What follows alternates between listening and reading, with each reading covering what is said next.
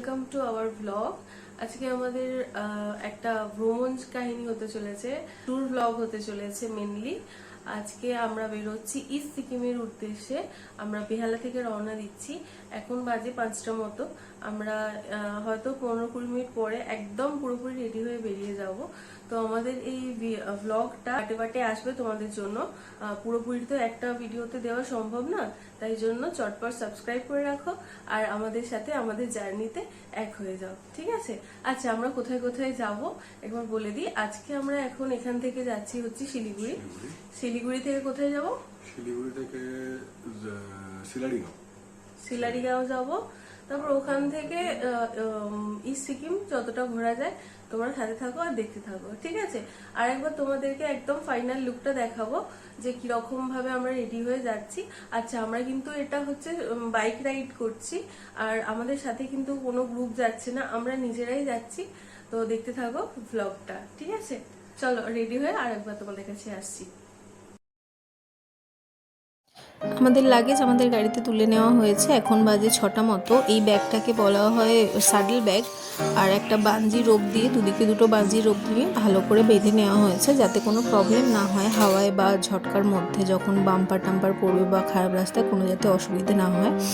আর আমরাও একেবারে riding gear পরে নিয়েছি, পায়েতে হাতেতে, মানে ওগুলো প্রোটেকশানের জন্য পরতেই হয়। আর শুনলাম নাকি এগুলো যখন যাব তোমরা রাইডার যারা যাবে তাদেরকে নাকি এটা চেক করাও হয় যে তোমরা ঠিকঠাক করে নিজেদের প্রোটেকশান নিয়েছো কিনা। সকাল 6টার সময় আমরা বেরিয়ে গিয়েছিলাম রোববার। এটা হচ্ছে বালি ব্রিজ, এর আগেরটা ছিল সেকেন্ড ব্রিজ। এখান দিয়ে দেখো দক্ষিণেশ্বরের মা কালীর মন্দিরটা কি সুন্দর দেখতে দেখা যাচ্ছে। আর সবে সবে ভোরের আলো ফুটছে, মানে সূর্যোদয় হচ্ছে। আকাশটা অসাধারণ দেখতে লাগছিল। খুবই আমাদের তো আনন্দ হচ্ছিল, আর মনের মধ্যে একটা এক্সাইটমেন্টও ছিল। আমরা প্রথমবার এত দূরে রাইডিং করছি, এত দূরে বেড়াতে যাচ্ছি, তাও বাইকে করে। আমাদের মেনলি নর্থ সিকিম যাওয়ার প্ল্যান ছিল, কিন্তু কিছুদিন ধরে ভীষণভাবে স্নোফল হচ্ছিল। আর আমরা যেখান থেকে পারমিট করাচ্ছিলাম সেখান উনি হচ্ছেন নর্থ সিকিমেরই একজন বাসিন্দা। উনি আমাদেরকে বললেন, সাজেস্ট করলেন যে এখন না গিয়ে কিছুদিন পরে ওয়েদারটা ভালো হলে যেতে। কিন্তু কিছুদিন পর আবার দেখা গেল ঠিক 20 তারিখ নাগাদ এত স্নোফল আর বৃষ্টি হয়েছে ওখানে যে এক একটা রাস্তা ভেঙে গেছিলো। তাই উনি বললেন যে নর্থ সিকিম যাওয়াটা এখন সেফ হবে না, এখন একদমই ঠিক হবে না, তাই জন্য আপনারা একটু কিছুদিন পরে আসুন। তো আমাদের বেড়ানোটা অলরেডি পোস্টপন হয়ে গেছিলো অনেকটা। সেই অনুযায়ী আমরা পোস্টপন করেও ছিলাম। বৃহস্পতিবার বেরোনোর ছিল, তার জায়গায় আমরা সানডে রবিবার থেকে বেরিয়েছিলাম। কিন্তু যেহেতু বড়মশাইয়ের অফিসে ছুটি নেওয়া হয়ে গেছিলো রবিবার থেকে, তাই জন্য আমরা ভাবলাম আর সময় নষ্ট করে লাভ নেই, বেরিয়ে পড়া যাক। তাই ইস্ট সিকিমটাই আমরা ঘুরলাম। হ্যালো এভরিওয়ান, আমরা চলে এসেছি এখন নদিয়া ধুবুলিয়া হাসাডাঙ্গা বলে একটা জায়গায়। এখানে মায়াপুর ক্রস করে চলে এসেছি। আমরা কত কিলোমিটার এসেছি? 138 কিলোমিটার রাস্তা আমরা ক্রস করে নিয়েছি। এবার এখানে দাঁড়িয়েছি আমরা একটু ব্রেকফাস্ট করার জন্য। তো ব্রেকফাস্টে এই দোকানে গিয়ে আমরা পেটাই পরোটা খাবো। এই যে আমাদের ব্রেকফাস্টে আছে পেটাই পরোটা আর ঘুগনি। এটা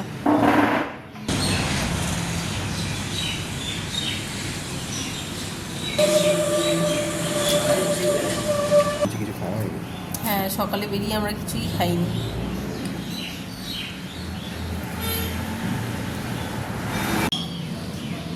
সাথে ওই দোকানের কিছু মিষ্টিও আমরা ট্রাই করেছিলাম। মিষ্টিটা ভীষণই ভালো লেগেছিল খেতে। তারপরে আবার খাওয়া দাওয়া শেষ করে আমরা পথ চলা শুরু করলাম। বেহালা থেকে আমরা প্রথমে সেকেন্ড ব্রিজ, তারপরে বালি ব্রিজ হয়ে ওল্ড দিল্লি রোড হয়ে স্ট্রেট গেছিলাম কৃষ্ণনগর। কৃষ্ণনগর থেকে আমরা NH-34 ধরে নিয়েছিলাম বহরমপুর বাইপাস থেকে। এবার পাবজি ব্রিজ হয়ে আমরা চলে গেছিলাম ফারাক্কার ব্রিজ। মালদা হয়ে বোতলমেরিয়া রোড ধরে শিলিগুড়ি গেছিলাম, যেটা দার্জিলিং ডিস্ট্রিক্টে। এটা হচ্ছে ফেমাস পাবজি ব্রিজ। এরপরে ফারাক্কা ব্রিজে উঠবো আমরা, যার দৈর্ঘ্য 2280 মিটার বা 7350 ফুট। বাঁধটিতে 109টি গেট রয়েছে। ফারাক্কার সুপা তাপবিদ্যুৎ কেন্দ্রের জল এখান থেকেই সরবরাহ করা হয়। এই বাঁধটির মূল উদ্দেশ্য ছিল গঙ্গার শাখা নদী ভাগীরথীকে পুনরায় গঙ্গার জলে পুষ্ট করা। আমরা ইস্ট সিকিমে কোথায় কোথায় ঘুরলাম, কীরকম ওয়েদার ছিল, ঠান্ডা কতটা ছিল, সব কিছুই কিন্তু থাকছে বিস্তারে আমার এই ব্লগে। তো সেকেন্ড পার্ট দেখার জন্য অবশ্যই সাবস্ক্রাইব করে নিও। তো এখন বাজে 2:20। আমরা এখন আছি মালদার নারায়ণপুরে একটা জায়গায়, এখানে হচ্ছে বিএসএফ ক্যাম্প। তো এখানে কোহিনুর একটা হোটেলে আমরা এসেছি, কোহিনুর হোটেলে লাঞ্চ করার জন্য 2:20 সময়। আর আমরা এখন কতটা রাস্তা এলাম? 350 কিলোমিটার মতো আমরা এসেছি।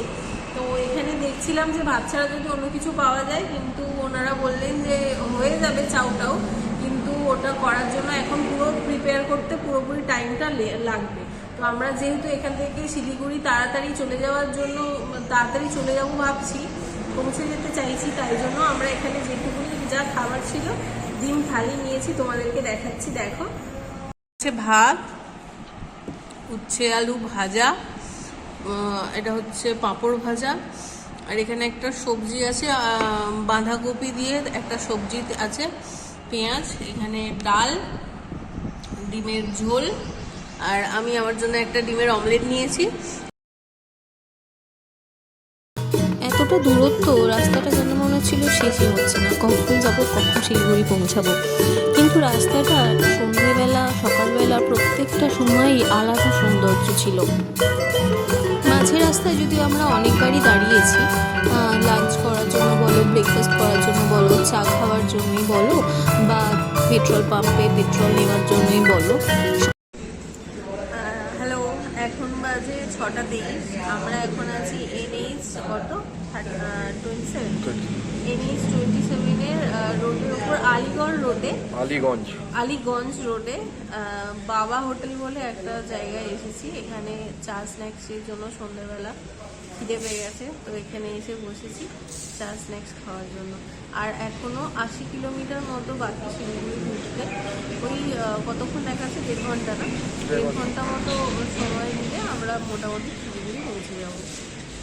চলো, তোমাদের সাথে দেখা হবে একেবারে শিলিগুড়িতে গিয়ে।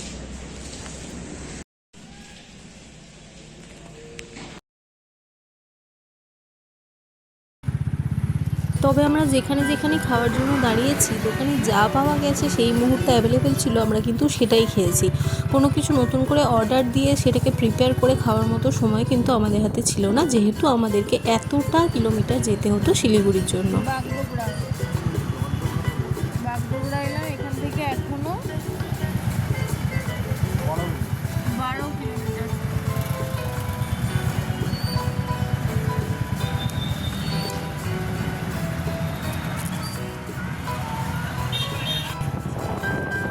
ঢুকে গেছি আমরা প্রায় শিলিগুড়িতে। এবার এখান থেকে আমরা যে হোটেলে থাকবো সেখানে যাওয়ার জন্য আমরা এগোচ্ছিলাম।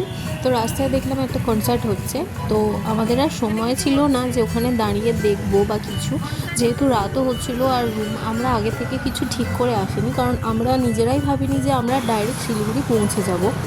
8:24 নাগাদ আমরা যখন হোটেলের কাছে দাঁড়ালাম, তখন আমাদের কিলোমিটার পড়েছে 577.6 কিলোমিটার। এইটা আমাদের হোটেল, এখানে আজকে মতো রাতটা আমরা কাটাবো, তারপরে কালকে নেক্সট গন্তব্য। হোটেলে ঢুকে চেক ইন করে আমরা চলে গেলাম ডাইরেক্ট রুমে। আর শরীর দিচ্ছিল না, একটু রেস্ট দরকার ছিল। বাইরে কনসার্ট হচ্ছিল, তার আওয়াজ কানে যাচ্ছিল, কিন্তু বাইরে বেরিয়ে যে একটু দেখতে যাব আর ইচ্ছা করছিল না। পরের দিন এখান থেকে আমরা গিয়েছিলাম সিলারিগাঁও। তো গ্রামটা তো ভীষণ সুন্দর। কি করলাম, কিভাবে গেলাম, কি খেলাম, সব কিছু থাকছে পরের নেক্সট পার্টের ব্লগে। তো তোমরা দেখতে থাকো আর চোখ রাখো পরবর্তী ব্লগের জন্য।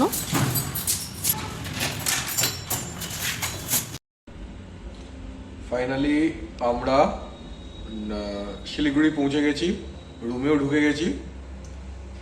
আমরা সকাল 6টার সময় বেহালা থেকে শিলিগুড়ির জন্য রওনা দিয়েছিলাম, আর আমরা এখানে পৌঁছালাম তখন 8:20 সময় শিলিগুড়িতে পৌঁছালাম। তারপরে রুমে ঢুকে ফ্রেশ হয়ে তারপর তোমাদের সাথে ভিডিওটা শেয়ার করছি। আর আমাদের কিলোমিটার পড়েছে, ওখান থেকে এসেছি 577 কিলোমিটার, 577.6 কিলোমিটার।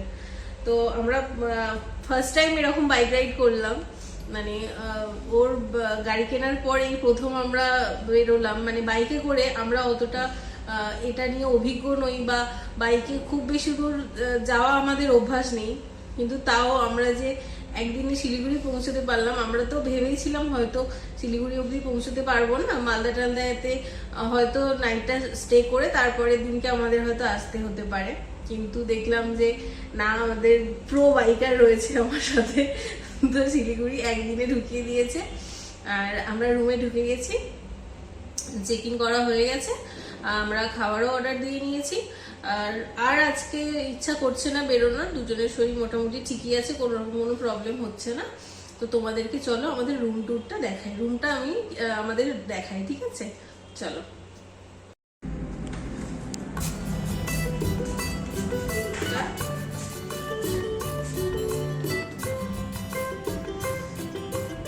এই হচ্ছে room।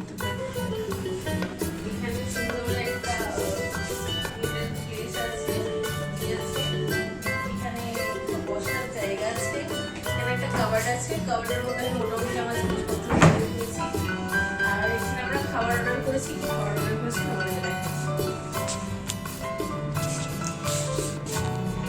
এই হচ্ছে চাউমিন, আজকের আমাদের ডিনার। এই হচ্ছে রুমটা।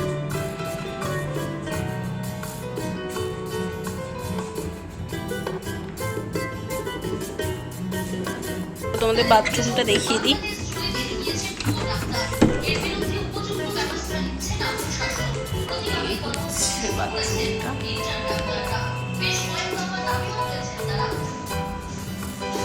আজকের ব্লগটা এখানেই শেষ করছি। সেকেন্ড দিনের সেকেন্ড পার্টটা থাকছে নেক্সট ব্লগে, তার জন্য চোখ রাখো ইউটিউব চ্যানেল লিপিস ওয়ার্ল্ডে, আর ফেসবুক আইডি হলো লিপি হালদার প্রোফাইলে।